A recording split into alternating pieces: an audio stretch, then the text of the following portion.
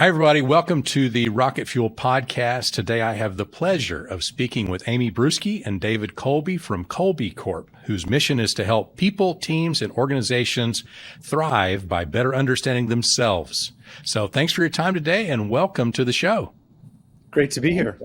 Happy to be here. Yeah, I'm really looking forward to this, and we'll have a great adventure in our conversation today. But I'm curious, just to kind of start off, the company's been around for a long time, right? And so talk to me about, at what point in time each of you kind of got involved in the business, and when your structure kind of evolved to what we would call this visionary integrator structure. So whoever can kind of start me down that path, and I may jump in and interrupt you along the way. I will start because I was the first one to be involved with the company technically. Okay. The company's been around for 47 years. Wow. It was founded by my mom, Kathy Kolbe. Wasn't doing what it's doing now originally. It was a publishing and mail order educational resources company. Gotcha. So, yeah, I got involved, technically when I was a little kid because it was my mom started it literally in the back bedroom and then took over the carport and turned that into a little office and then eventually moved out. So I was doing, stuff, whatever it was, collating, right, stuffing envelopes. But in a real way, I got involved. Well, actually, maybe Amy, you should take over then because then you were the first one who was working in the company. I went off to college and I worked in politics in Washington, D.C. for a while. Then I went to law school, became a lawyer, worked as a lawyer. But while I was being a lawyer, Amy started working in the business. So why don't you take it over from there? Right. So I came in as a consultant. So I was working in the corporate world as a corporate trainer and working with franchisees and operations and all those kinds of things. And so I came in just to do some sales training because my husband was a professional baseball player and I needed a little bit of a job where there was some flexibility once we decided to have kids because it was really hard to have these two careers going on if we were going to have kids. So I came in and I immediately loved it because it was this combination of my love for human behavior. I really wanted to be a psychology major in college, but I was a business major because I thought that was more practical and I loved that too. So it kind of combined the business and the psychology and I never left. So, I was there a few years before then David came on for real. Okay. So then you're both kind of, David's in, away, comes back. Amy, you come in, stay basically, right? And so then you kind of, roll through, I'm sure, all kinds of different roles and responsibilities along the way. Mm-hmm. How long ago did you kind of get to where we are now in terms of the structure of again, what we would traditionally call a visionary and integrator type of role? Yeah, so I'll start again. I came in, since I was a lawyer, I was general counsel initially when I came back in, then became president, and Kathy Kolbe was the CEO, and US didn't really exist then, and Rocket Fuel didn't exist then, so we didn't call her the visionary and me the integrator, which is good because I would have not been a good integrator. She was the visionary. So question for you on that, yeah, David. So was she a sort of a classic visionary? Yes. Oh, yes. Oh, yes. Yeah. She's still the is. Classic visionary. She still is, right? At 82, yeah. She still is in a different Yes. way. So that's something we can talk about kind of once we answer your question. But she was also, I think as a lot of visionaries, she was filling both of those seats. I mean, she was the classic visionary. Right. That's really where her passion and her heart was. But she was also a small business person, an entrepreneur who started a couple of different businesses, really three, and was used to, hey, when you start a business, you're everything. And then you hire some other people and you aren't everything, but you're still probably visionary and integrator. She knew that she wanted to be more the visionary. So that kind of happened eventually. And Amy and I think, while Kathy was still in as CEO, and really in that visionary seat, Amy and I kind of took over different parts of the business and we were more co-integrators. Right. So as much as she would let us, right? We were trying to be integrators for her, but I think she was so miserable in the business because she really didn't realize the value. She thought she had to be both, for sure, until David. And it was hard for her to give some of those things up too. Even if she didn't want it, it was hard to let it go. Yeah. What was tough for her about that, do you think? So I see this letting go process for a lot of visionaries. And, like when Gino and I first wrote the book, my assumption coming in was that it was about control. But as I've talked to more and more visionaries, what I've found is it's really about, on some level, it's trust. And so for Kathy, what was it? What was it that made it hard for her to kind of let go of things? David, I don't think it was trust for her. I think it really was that she felt like she could be good at all things. It reminds me of a conversation I had with Dan Sullivan once, a strategic coach, where he said, once I really figured out my unique ability, and he credits some of Kolbe for that too, got my Kolbe result, I was finally able to let go and didn't feel like I had to be good at all of those things too. So for Kathy, it was her baby, as most visionaries have that too. So, sure. But I do think she would say to us, and she still says to us, thank goodness you guys came into the business because I trusted you implicitly. And she actually had a situation where she brought somebody in to run the business and kind of be the integrator before we were even involved. And he completely, stole intellectual property. It was just a horrible situation. So the trust was there, but I think it was the feeling the need that she had to do all those things. And maybe David and I didn't have as much experience at that point then, too. But we had a very interesting experience when we offered to take over the business so that she could be free, because she was miserable. Right. Yeah. So let's talk about that. Well, first, how long did kind of the time period last of where you're both, back in your case, David, Amy, you're in, you're kind of both being some form of integrator for her. So you're taking on more and more responsibility. How long did that whole period last before you got to the conversation you just alluded to? Probably Gosh, David, 5 years, something like that. Okay. And then that first conversation with her, I think Amy and I envisioned her being more out of the business than she ended up being. She loved it. She jumped at the opportunity, but it was still hard for her not to be involved. And some of it was really basic stuff. Like she still had an office in the office and would come in, even when she was no longer the CEO. She was still kind of, we wanted to bump her up to be really a true visionary. I think that was the next step. Was, hey, you're not going to get bogged down in the integrator kind of stuff in the day to day. But she would come in the office, and as somebody who started companies and raised them, it was hard for her to be in the office and see something going on, hear about it, and not get sucked into weighing in, even if it didn't matter. And some of that's also her personality, and she's got enough of follow through from a Kolbe speak standpoint that, she does some of the systems and operating stuff that's just kind of natural for her. So I think the next evolution was when we said, and she agreed, this wasn't like we forced it on her. She agreed that, yeah, she shouldn't have an office in the office. And that way she won't be in all the time. She won't see those little things that are happening that suck her back in. So I think that was the next level of transition. And then that was another 5 years probably running like that, where she was more of a true visionary. And Amy and I had separate parts of the business. So we were kind of co-integrators, probably more Amy than me. Right. And then the next phase was when she split off from Kolbe Corp and started doing her own thing, no longer chairman of the board, no longer visionary. We were starting to run on EOS, but we didn't. I mean, that was an interesting thing we can talk about. Was we knew some of this stuff because we knew Gino, particularly Amy, and we talked to him as he was even writing Traction. Right. But we were dabbling. Yeah, we were dabbling. Integrate, which is we do not recommend everybody. It wasn't, or implement, I should say. Wasn't until the magic of CJ Dubé in our lives when everything really took off. Love CJ. Yeah. So we've got kind of one 5-year version of how it's operating, and then another 5-year version. And so you start to get more serious, I'm guessing, about structure and intentional about your EOS implementation. CJ comes in to help you implement.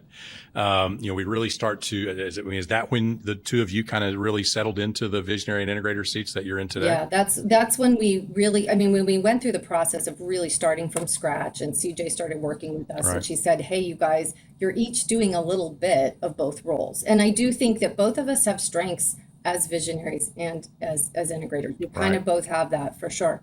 And she said, you're really going to have to pick and separate off and make this happen. And David and I were kind of like, yeah, okay, well, who should it really be? And our team said, it's so obvious, you guys. I can't believe you're even asking the question out loud. David is the visionary, Amy's the integrator. So then it became so much easier. And that clarity of roles and not having to have both of us in decisions. We were that typical company where two of us were making decisions together a lot of the time that we didn't need to do that. Our own leadership team had to come to both of us, or it was slowing things down for sure. Yeah, and I even think it wasn't that sometimes the team knows. It wasn't that we were necessarily David. both making all the decisions, but it would still slow us down because we had our areas. Like I was more finance and technology, and I was doing more of the integrator stuff. And to be really honest, even though I think it's much more clear now, I'm the visionary. And I really do feel like that, sitting in that seat and putting a label on it and talking about it, making it clear has made it easier for me to really fulfill that role. I still do maybe a little bit more of the finance stuff than a really pure visionary is supposed to, maybe a little bit more of the technology. Some of it's just because I'm interested. It's also, a little bit of an expertise. And but I think that's really key in a strengths-based company is David really has strengths around finance, first of all, and is interested in some technology. Plus he's legal. I'm not going to all of a sudden start being the lawyer for the company just because I'm the integrator. So there are some skills and the experiences that we bring to the table where it makes sense. Like I'm much more visionary when it comes to what are we going to be training people on, and how are we going to handle our consultants, and what kind of content are we going to create? Because that's what I've done for many years. So when it comes to presenting and training, then that's where I kind of take more of that role. Yeah, the clarity of the roles is so important, right? So however, the two-piece puzzle kind of fits together, knowing, all right, this stuff's in my lane, this stuff's in your lane. And we complement each other, right? In a good duo, we've got that between both of us, we've got it all covered, right? Pretty well. And the things that we maybe overlap on, we talk about those. And who's going to take the lead, and maybe I'll have some good ideas to help you take the lead on that. But, at the end of the day, it's going to be your call, or however, just getting that clarity is so important. It was interesting to hear you say that, the team, it was obvious to them. And I see that, frequently when the team knows, they've been living it. And so it's crystal clear to them kind of who's who. So, all right. So now let's kind of zoom out a little bit and talk a little bit more, because you're in a pretty unique position just by the nature of your business, where you get to see lots of companies, lots of people, kind of dealing with this, and they're trying to sort it out themselves. And so just for our listeners, explain to them. So Kolbe uses a conative mindset as the foundation of your model. Explain to people what that means and how it's different from other types of profiling systems that they may be familiar with. Amy, who's going to take this, you or me? Okay, you go ahead and. You've never had this question before, I know. We do this. Well, it's interesting. Except 10 times already today. David's the detail guy, and then I'll give the summary, right? Okay, So I'll try not to be too detailed, but here's the overview. There are 3 parts of the mind, and this concept goes back literally thousands of years to Plato: thinking, feeling, doing. So we all know the thinking part, how smart you are, what you've learned, what those kinds of skills are. Lots of assessments look at that. Feeling is affective. It's your values, your preferences, your desires. There are lots of assessments for that, like Myers-Briggs, Predictive Index, DISC, all kinds of them. We focus on this third part of the mind. It's called the conative part of the mind, and it looks at the way we take action. So it's not how you think or feel, but it's the way you do. It's that doing, execution, action-oriented part of who you are. So the Kolbe index identifies for people, hey, these are your strengths in this third part of the mind. They don't change over time, but when you get the results, it says, for instance, one of the things we look at is the way we deal with gathering and sharing information, what we call fact finder.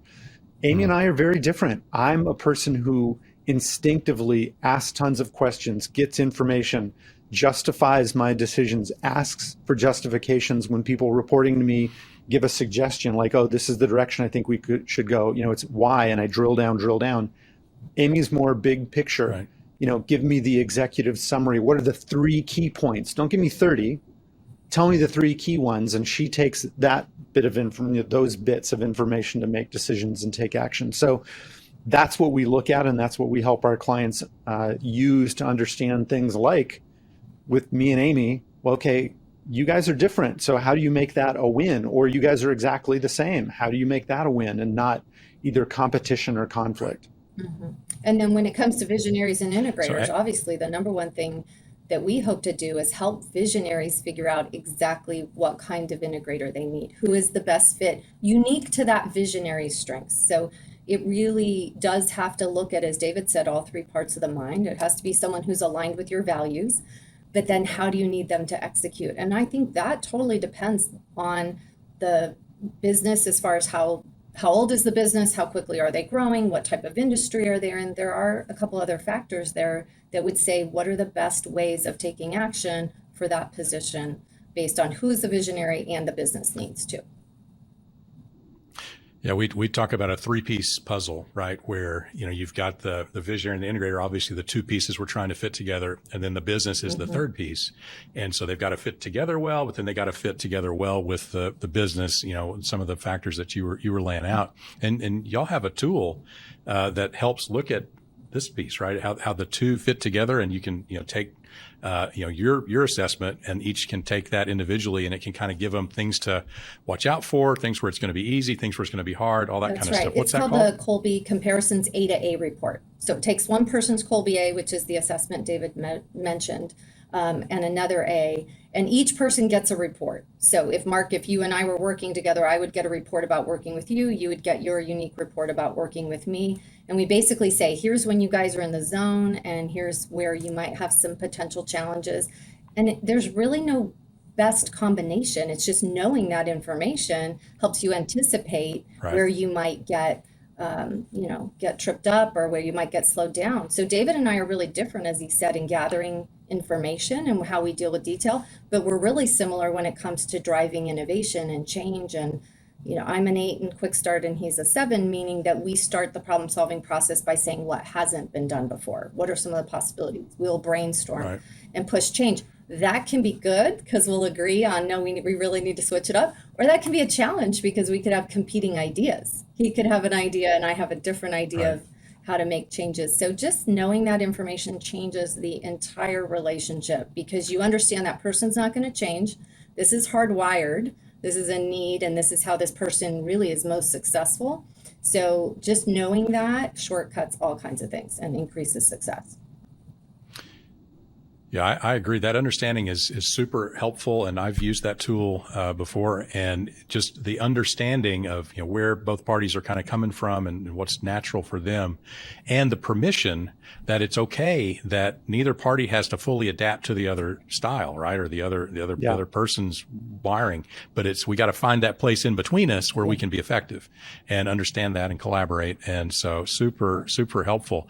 So that's obviously something that, a visionary or integrator, as they're kind of going through this matching process that we talk about, could really help them. I'm also curious, just sort of, every situation is different, but what sort of global patterns do you see in terms of integrators and or visionaries, where it's kind of like, visionaries always seem to have this in their Kolbe score, or some pattern or something you see, or integrators always seem to have this. Maybe we start with the visionary. So I'll take the visionary one since I'm sitting in the visionary seat. So as you said, there's not one. Perfect. It's always one thing. But I think the trend is definitely in what we call initiating fact finder. So fact finder is how we deal with risk and innovation. And I think visionaries, most of the time.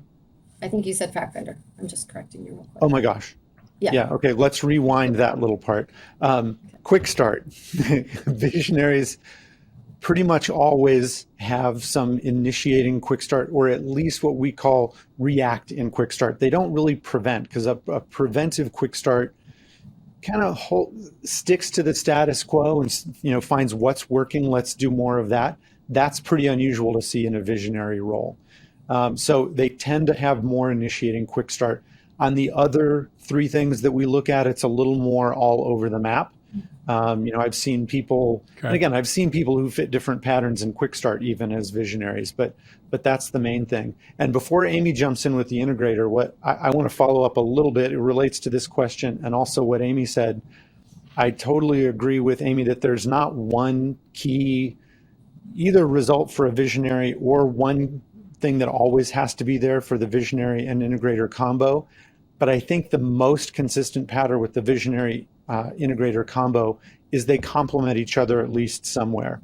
Yes. I think it's very unusual for the two of them to have, matching Kolbe scores because, right. Wow, then they'd be competing with each other all the time, like, either on the visionary or the integrator side. It could be either one. And that's why assessments help so much, because I think it's human nature sometimes that you're attracted to people who are just like you.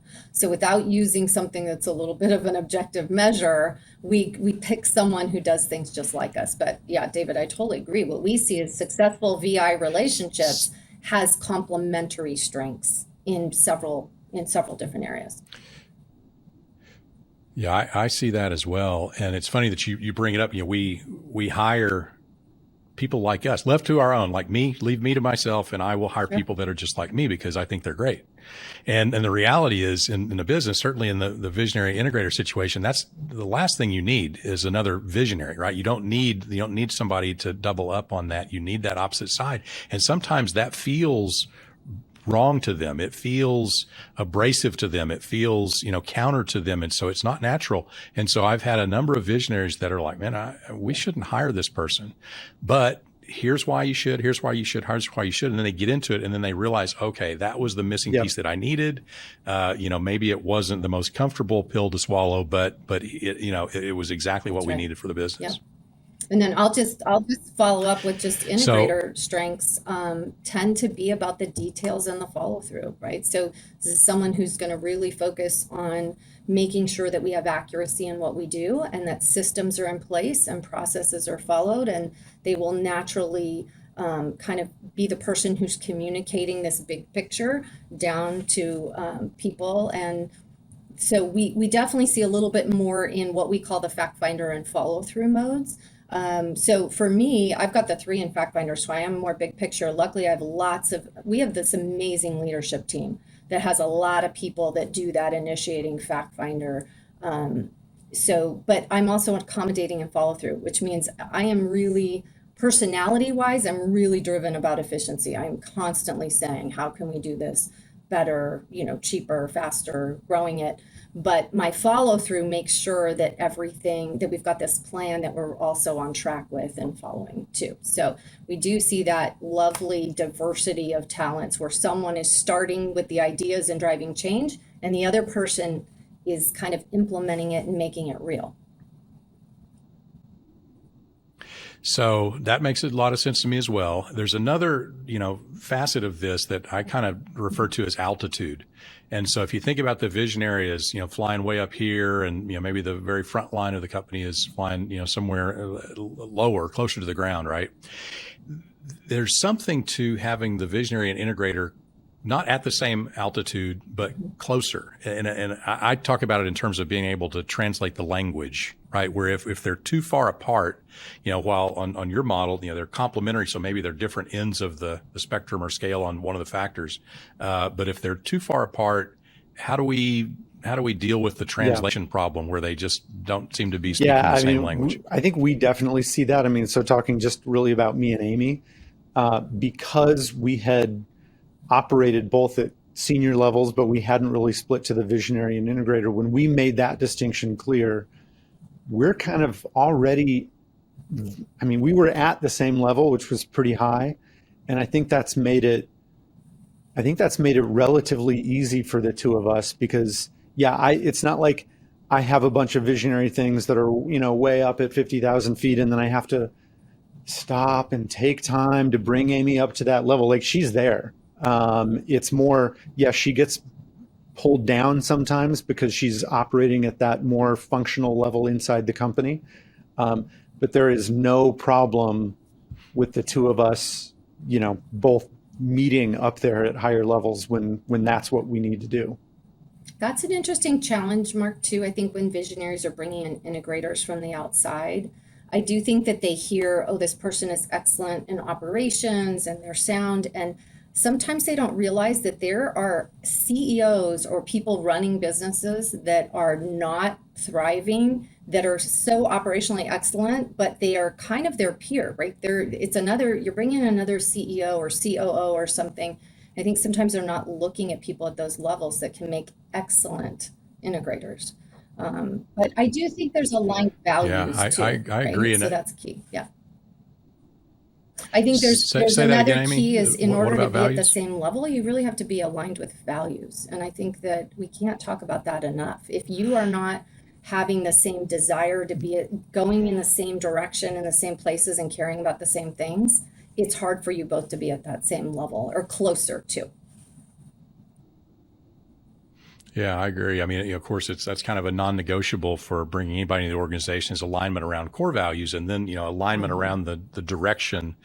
For a visionary and integrator, they've both got to be bought into. At least generally, here's where the ship's going. Because we can't take one ship to two places at the same time, so we've got to be aligned around that. And when I think about that, that altitude thing, I experience this sometimes, but it's sort of it's an energy suck when they're not close together and David, maybe you use the words being able to go fast. But if we can get it, so if you and Amy can kind of get it quickly, then boom, got it. We can move on. When you got to stop down and figure out how to make this make sense to somebody else, that just sort of feels like when I have to do that, loses a lot of momentum, and it's just sort of an energy draining kind of mode that creates frustration. And I know it creates frustration for them. So that's an important piece of the solve, I think. When you think about, and when I talk about the book Rocket Fuel, I classically say, somebody gives it to the visionary, they read the first chapter, which is about them, and they absolutely love it because it's about them, right? And then they read about the integrator and they go, okay, that makes sense. And then they go, okay, but how do I get one? And that's when it gets hard. And so if you were going to help a visionary who's at that stage of the game, or what would be your counsel, your advice to a visionary that's kind of at that point in their process for how you might be able to help them, but then also other things they should be thinking about. Yeah, I mean, based on your experience. I'll start with the second part of that. What to look for. I mean, the most obvious place to look is inside your company, and there may be somebody who is ready to step up into that role. That was certainly the case for me and Amy when it was time for, when we put a name on it, I stepped up to the visionary role and kind of left some of the integrator stuff behind because it was not a great fit for me. For us, it was straightforward. I mean, honestly, Amy was clearly the right person. So, look inside. I know a lot of visionaries look inside their organization and they think either there's nobody who's going to be good at it, or they're going to be good, but they're not quite ready. So then the next question is, okay, when you need to look outside, what do you do? And I think that's a trickier one because it really is, how do you find them? How do you recruit them? How are you sure? And some of it is, you asked earlier about trust. Honestly, I think one of the things that worked in our business, and one of the reasons so many businesses are family run, is because the trust factor is there. So both in the transition for Kathy, my mom, handing it off to me, like the trust issue wasn't there because we had that personal relationship in addition. And by the way, Amy's also my stepsister, so I guess we should throw that in. She's also part of the family.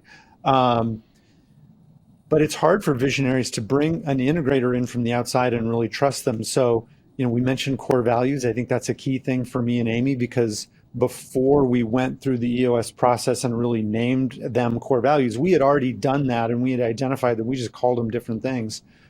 But she and I were so much on the same page with that. We had a distinct culture. We did bring people in. But the discipline of making that clear, writing it down, and being able to show that to people you're recruiting. And then I would say being frankly aggressive and putting it in front of them and saying, even if you think you want them to join you, saying, look, this is who we are. If this doesn't work for you, you shouldn't be here. Don't, yes, I'm going to sell you because I think you're great and I want you to come here, but I'm also going to tell you, don't. And you're the one who has to make that decision because you truly know. You try when you get to know somebody and interview them, are they going to align with your core values? But I honestly challenge people and tell them. So just last week, I was interviewing somebody, and one of our core values is we're committed to our mission. We exist to help people understand their strengths so that they can use those strengths to achieve the things they care about, mostly in business, but in all parts of their lives.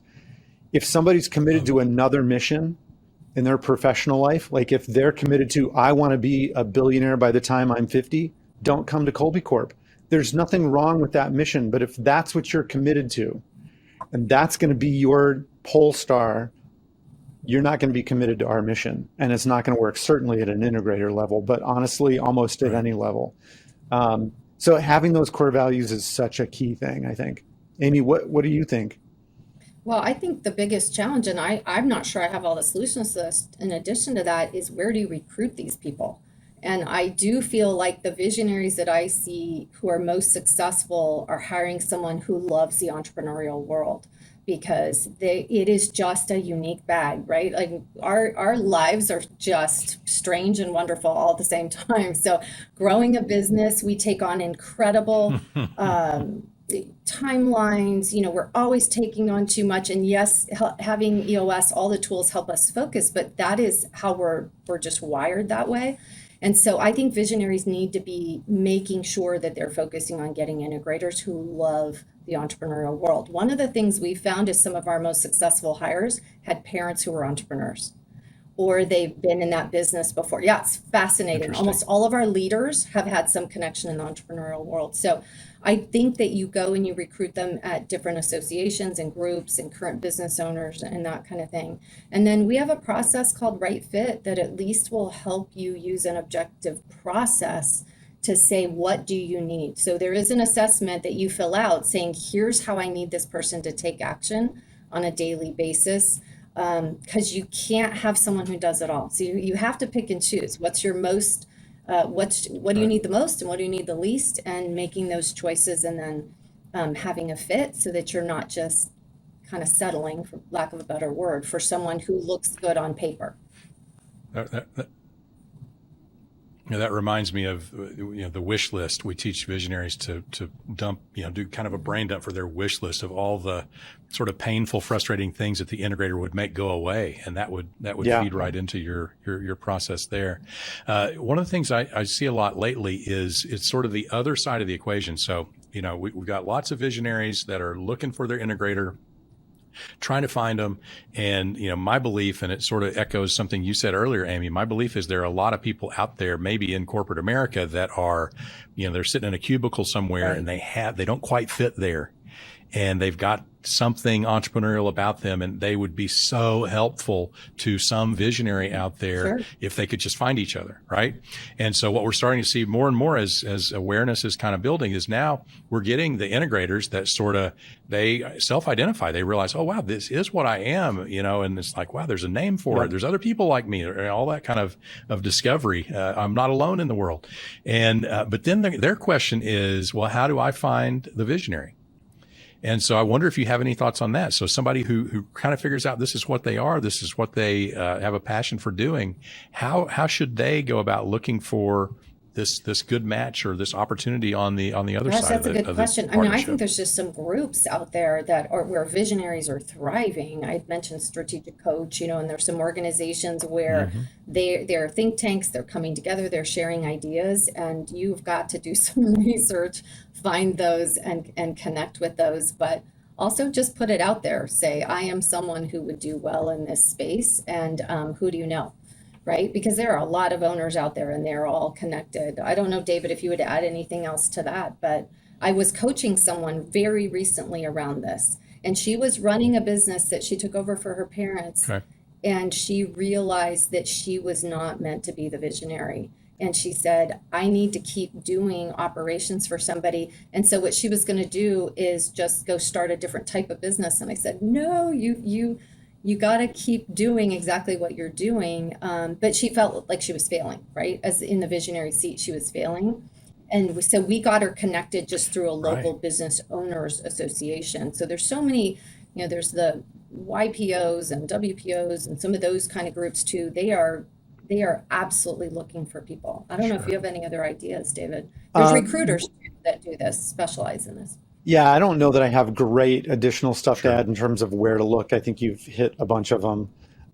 Yeah, and doing the research, like they could literally just Google visionary and, companies looking for visionaries and see what pops up. But yeah, there are other groups, chambers of commerce, NFIB, YPO, et cetera, obviously EOS. But the other thing I was going to say in terms of figuring out, is this the right place for me? So Mark, you talked about somebody maybe coming from the corporate world who hasn't lived in that entrepreneurial environment. I think we visionaries often overlook the fact that not all visionaries are great people to be an integrator for. I mean, there's some visionaries who are going to be difficult. And for somebody coming from the corporate world, what I'd say to that potential integrator is find a visionary who isn't using this as an excuse to drop out. If you are coming into a company, find a visionary who has the patience and understanding that, look, for some length of time, that visionary is also going to be a mentor for that integrator. And they're going to show them how to work. Because look, most of those visionaries moving up to the true visionary role, they've been doing the integrator role, at least a chunk of it. So find a visionary who's going to teach you, mentor you without micromanaging, without being able to step away. So you want that difficult combination sometimes of, they aren't just checking out and saying, well, I'll pop in once a quarter and tell you all my great ideas and you're just going to have to make them happen. They're more involved than that. And that's going to be a transition period. So probably also find a visionary who, again, this is especially for somebody who's kind of new in that integrator role coming out of corporate world. Find somebody who communicates pretty well, and tell them your expectations up front. Hey, this is where I am, and I think this will go better if you are willing to, have plenty of meetings with me. Keep them at a high level. I don't want to suck you in, but let's talk some of these things through. Right. Yeah, I like that. I think that's good. That's good counsel. All right. And I want to circle back to your specific relationship for a second. So, visionary and integrator, family, been doing this in various forms for quite a while. Let's just call it current form for the last 5 years. So I'm looking for, in the last 5 years, what was like the stickiest kind of situation you found yourself in terms of where one of you is kind of like, this is awkward, frustrating, maddening, pick your descriptor there. And what was it? And then how did you work through it? When you were first describing it, I thought the biggest challenge we've had to live through in the last 5 years has certainly been the pandemic. We had such hard decisions to make about the business and about, bringing people in the office or not, and all of those things. But I think we really, again, shared values helped us with that, because we really agreed with all those decisions. Trying to think, David, what is something where we've really disagreed? Yeah, I don't know that we've had any big battles just between the two of us. I think for me, Mark, it's been more my role as visionary versus her role as integrator, and knowing, I'll get frustrated sometimes when I want to jump in and still do some of the integrator stuff, particularly in the areas where I had been more actively involved. But that's really more about me, frankly, than it's about Amy. Because it's not that she's doing it wrong. It's, I'll just get frustrated. Like, why isn't she doing it my way?